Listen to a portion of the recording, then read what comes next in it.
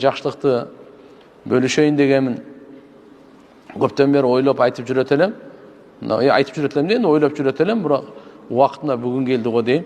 Анша-мұнша жерде айтсақ дәре керек еле. Машалла, пайғамбарымыз саллаллаху алейхи ва саллям айтқан хадис Тирмизиде келеді, Табараниде келеді. Көптеген альхамдулилля кітептерде бар бұл. Пайғамбарымыз саллаллаху алейхи ва саллям айтқан, имам Ахмадта, Муснад Ахмадта келеді. Kim ertemenen 3 yolu Auzu billahi samil alim mineşşeytanirracim.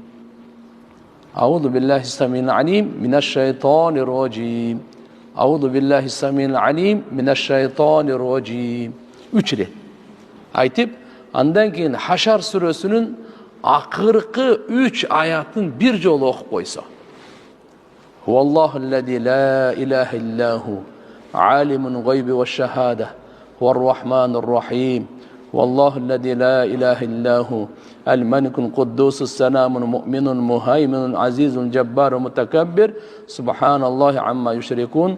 Vallahu halikul bari'ul musawwir lehul esmaul husna. Yusebbihu lehum ma fis semavati vel ard ve huvel azizul hakim. Peygamberimiz aytdı, 70.000 perişte Allah Teala dayındaydı o kişiye deydi. Ertemenen aytdı ve geçke çeyin oşoğa dua kılat deydi. 70.000 perişte sizge taң atқанда оқып қойсаңыз geçke çeyin sizge dua kılat dedi. Eğer de acali uşu günü gelip kalsa şehit bol ölet dedi. Rivayetlarda geledi, şehit bol ölgөнгө mör basılı ölet dedi. Mör basılar dedi.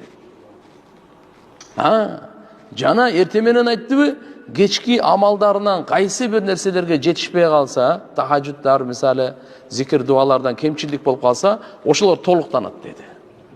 Ушу дуанын берекеси менен. Жана кечке чейин шайтандан сак болот деди. Ал эми кечинде ушуну окуп койсоңуз, кудум ушундай эле таң атканга чейин 70.000 периште сизге жакшылыгыңызга дуа кылат. Жакшылыгыңызга дуа кылат. Ошо түнү эгерде көз жумуп кетсе, шейит деген мөр басылып туруп дүйнөдөн кайтат. Жана таң аткычакты ар кандай жамандыктан сак болот. Ар кандай жамандыктан сак болот туганда. Ошон үчүн иншалла мына жерде биз аракет кылышыбыз керек.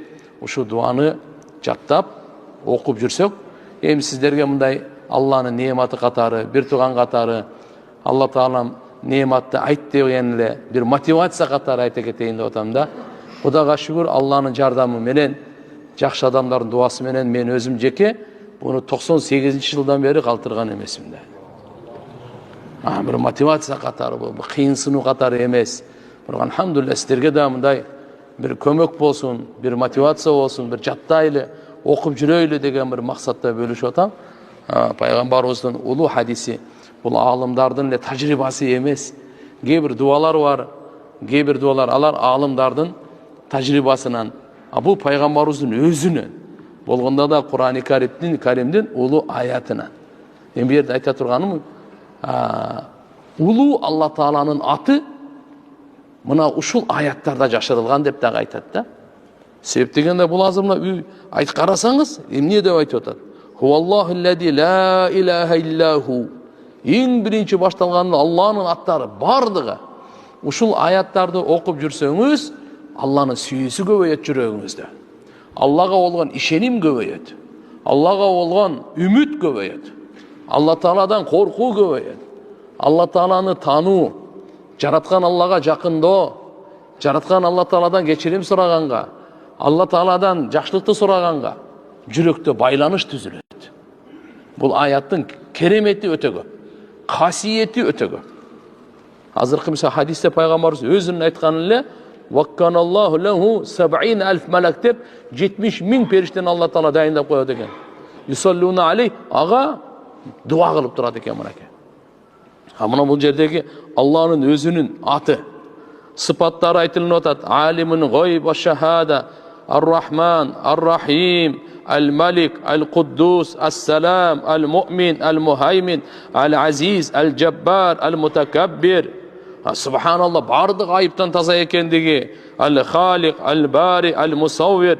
Аллаға таандық чырайлуу, қоз, ең қоз аттар екен.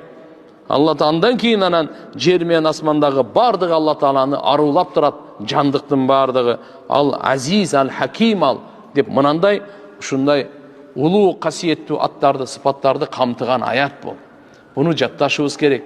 Ар бир мусулман эркек, ар бир мусулман аялдын жүрөгүндө, жашоосунда ушул аят болуш керек. Sepiyüzüne жақшылық қалайды.